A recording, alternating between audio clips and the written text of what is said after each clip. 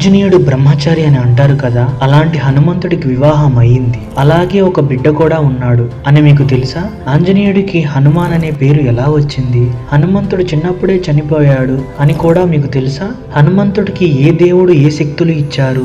ఇవన్నీ ఈ రోజు మనం ఈ వీడియోలో తెలుసుకుందాం. సో ఈ వీడియోని మీరు ఎండ్ వరకు మిస్ కాకుండా చూడండి. ఈ వీడియో చాలా ఇంట్రెస్టింగ్ గా ఉంటుంది. So let start the video. చిన్నప్పుడు ఆంజనేయుడు తిని నిద్రపోతూ ఉండగా ఆంజనేయుడు అమ్మ అంజనీదేవి తినడానికి మామిడి పళ్ళు తేవడం కోసం బయటకు వెళ్తుంది. అంతలో ఆంజనేయుడు నిద్ర లేచి ఆకలితో ఎంత వెతికినా తినడానికి ఏమీ కనబడదు. అలా వెతుకుతూ బయటికి వచ్చి చూడగా ఆకాశంలో మెరుస్తూ నిగనిగలాడుతున్న ఒక పండు కనబడుతుంది. ఈ పండు చూడడానికే ఇంత బాగుంటే ఇక దీన్ని కొరికి తింటే ఆహా, ఆ రుచి నాకు కావాలి అని గాలిలోకి ఎగిరి పట్టుకోవడానికి ప్రయత్నిస్తూ ఉంటాడు ఆంజనేయుడు. ఎంత దగ్గరికి వెళ్తున్నా కూడా ఆ పండు ఇంకా దూరం వెళ్తున్నట్లుగా ఉంటుంది. నువ్వు ఎంత దూరమైనా పో, నేను మాత్రం ఈరోజు నిన్ను వదలను, నిన్ను తినాల్సింది అని ఇంకా వేగంగా వెళ్తాడు ఆంజనేయుడు. సూర్యుడు చూసి మామిడి పండు అనుకుని తినడానికి వెళ్తాడు. అలా వెళుతూ ఉండగా ఆంజనేయుడు వెనక్కి తిరిగి చూడగా భూలోకం కూడా ఒక పండులా గుండ్రంగా ఉంది అని అనుకుంటాడు. మన భూమి గుండ్రంగా ఉంటుందని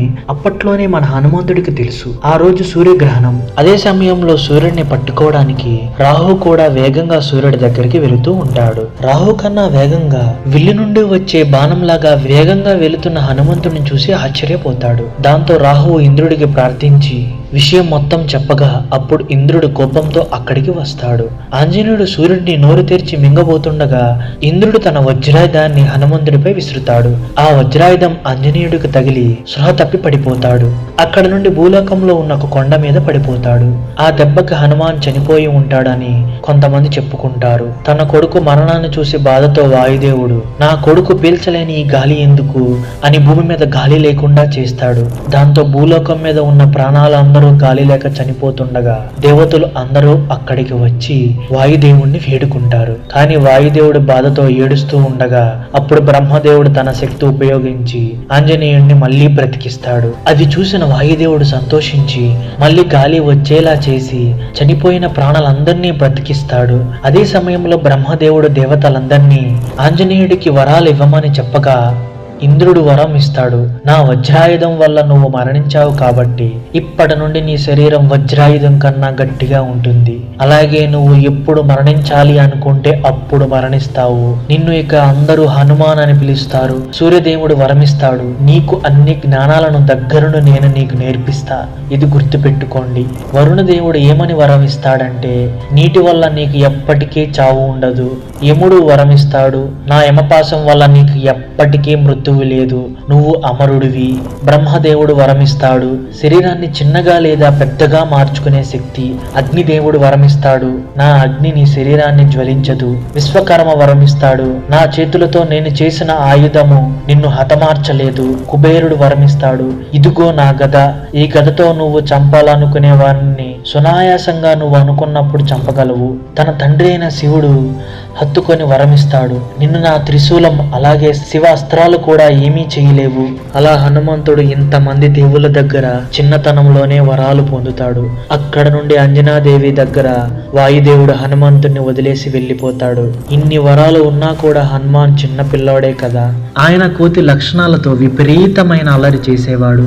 పెద్ద పెద్ద ఏనుగులు తొండాలు పట్టుకుని వాటిని గిరిగిరా తిప్పి గాలిలో విసిరేసి గాలిలోకి ఎగిరి ఏనుగుని పట్టుకుని మళ్ళీ కింద పెట్టేవాడు. మామిడి తోటలను ధ్వంసం చేసి పండ్లు తినేవాడు. కొండలను పగలకొట్టి బంతులుగా ఆడుకునేవాడు.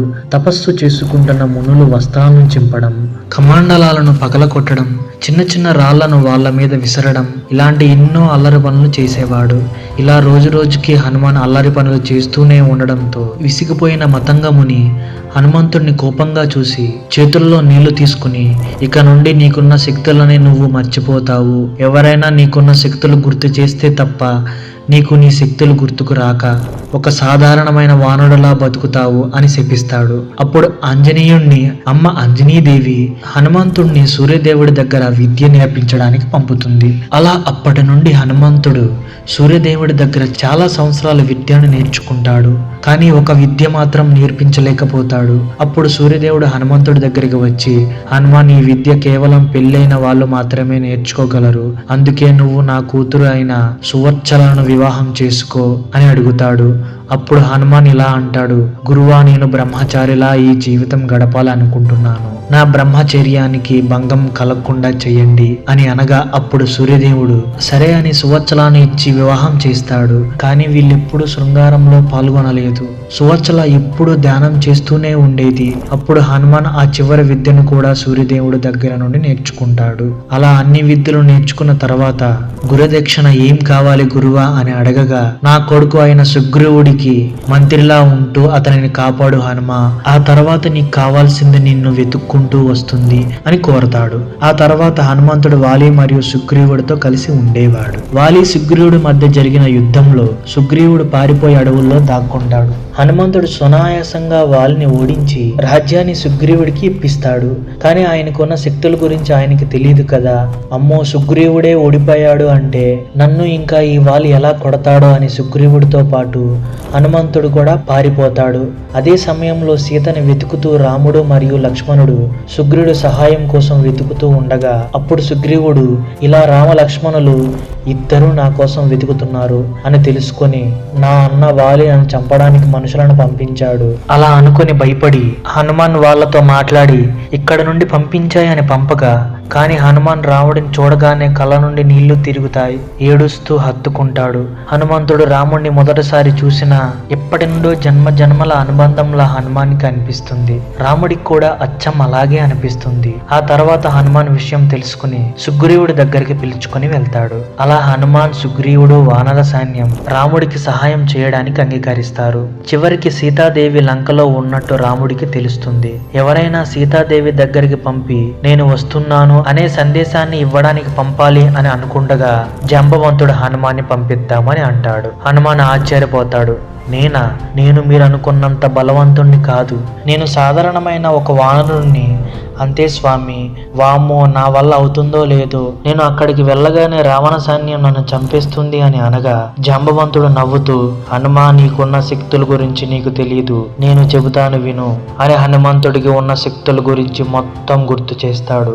అప్పుడు హనుమంతుడు ఒక్కసారిగా శరీరం పెద్దగా చేసి ఆకాశంలో ఎగిరి లంకకు వెళ్తాడు. లంకలో సీతాదేవిని వెతికి రాముడు ఉంగరం ఇస్తాడు. కానీ అక్కడ రావణాసురుడు జరిగిన గొడవల్లో రావణుడు హనుమాన్ తోకకు నిప్పంటిస్తాడు. హనుమాన్ నవ్వుతూ లంక మొత్తం కాల్చి బూడిద చేస్తాడు. అందుకే హనుమంతుడిని చూసి రావయ్యా అంటే కాల్చి వచ్చాడు అని అంటారు. ఆ లంక దహనమైన తర్వాత తన ఒంటి నుండి వచ్చే వేడి అలాగే తోకకు ఉన్న అగ్ని చల్లార్చుకోవడం కోసం హనుమంతుడు సముద్రంలోకి మునుగుతాడు. అలా మునిగినప్పుడు ఆయన శరీరం నుండి వచ్చిన చెమట చుక్క అక్కడ ఉన్న ఒక చేప మింగేస్తుంది.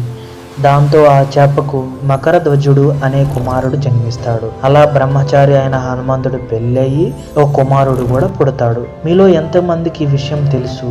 ఇలాంటి తెలియని విషయాలన్నీ మీకోసం మేము కష్టపడి వీడియోస్ చేస్తున్నాం. ప్రతి హనుమాన్ భక్తుడు జై బజరంగ బలి అని కామెంట్ చేయండి. సో ఈ వీడియో మీకు నచ్చిందని ఆశిస్తున్నాను. ఇలాంటి మరెన్నో ఇంట్రెస్టింగ్ ఫ్యాక్ట్స్ కోసం మన ఛానల్ సబ్స్క్రైబ్ చేసుకుని పక్కనే ఉన్న బెల్ ఐకాన్ ఆన్లో పెట్టుకోండి. మా అప్డేట్స్ మీ ముందుకు వస్తాయి. Thank you for watching this video.